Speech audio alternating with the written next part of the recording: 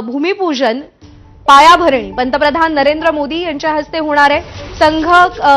संघाच्या शताब्दी वर्षानिमित्त म्हणजे या 2025 या वर्षामध्ये संघाच्या स्थापनेला 100 वर्ष पूर्ण होत आहेत आणि तेव्हा पंतप्रधान नरेंद्र मोदी यांचं नागपूरमध्ये येणं, संघभूमीमध्ये येणं हे अत्यंत महत्त्वाचं मानलं जाते। पंतप्रधान नरेंद्र मोदी नागपूरमध्ये दाखल झालेले आहेत।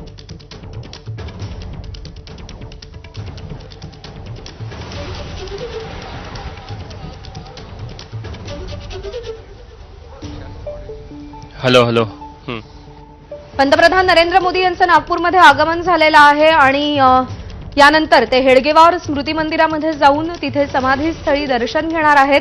त्यावेळी सरसंघचालक डॉक्टर मोहन भागवत हे देखील त्यांच्यासोबत तिथे उपस्थित असतील।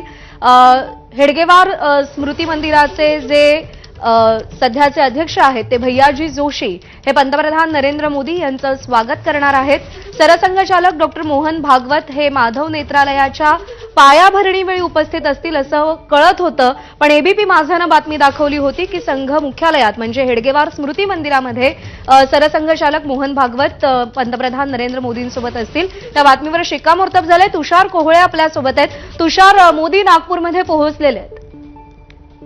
पंतप्रधान नरेंद्र मोदी यांचा जो कॉन्वॉय आहे तो नागपूर विमानतळावरनं बाहेर निघालेला आहे आणि आता सध्या तो हॉटेल प्राईडच्या पुढे आलेला आहे। जर का आपण राहटे कॉलनी चौकातले दृश्य बघितलं तर आपल्याला लक्षात येतं की त्यांचं जागोजागी भारतीय जनता पक्षाकडनं स्वागत केलं जात आहे। काही सांस्कृतिक सामाजिक संस्था आहे त्यांच्याकडनं देखील जागोजागी स्वागत केल्याचं आपल्याला पाहायला मिळत आहे। आदिवासी समूहाचे काही तरुण इथे आलेले आहेत, ते देखील पारंपरिक वेशभूषेमध्ये आलेले आहे आणि रस्त्यावर बघा कशा प्रकारे पोलिसांचा बंदोबस्त देखील आपल्याला पाहायला मिळत आहे। कोणत्याही क्षणाला आपल्या दृष्टिक्षेपामध्ये पंतप्रधान नरेंद्र मोदी यांचा कॉन्वॉय येणार आहे आणि निश्चितच एक वेगळं वातावरण सध्या नागपूरमध्ये आजच्या या दौऱ्याला घेऊन आहे, कारण की राष्ट्रीय स्वयंसेवक संघाचा शताब्दी वर्ष आहे। गुढीपाडवाच्या दिवशी राष्ट्रीय स्वयंसेवक संघाची स्थापना झालेली होती आणि त्याला 100 वर्ष पूर्ण होत आहे।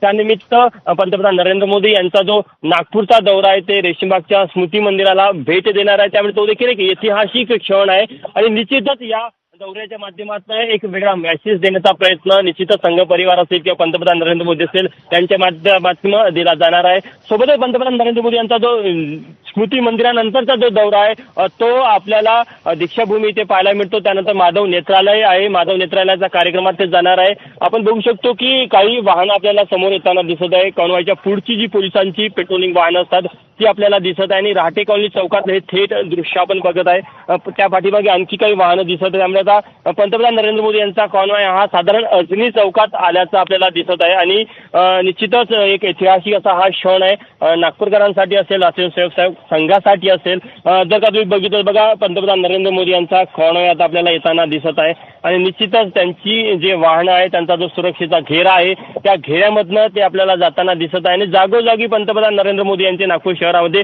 स्वागत केले जात आहे। त्यामुळे निश्चित एक वेगळा उत्साह आहे आणि आज जेव्हा माधव नेत्रालयाचा कार्यक्रम होणार आहे त्या कार्यक्रमामध्ये सरसंघचालक मोहन भागवत हे देखील पंतप्रधान नरेंद्र मोदी यांच्यासोबत व्यासपीठावर असणार आहे। आपण बघू शकतो की पंतप्रधान नरेंद्र मोदी यांचा हा दौरा आणि व्यासपीठाच्या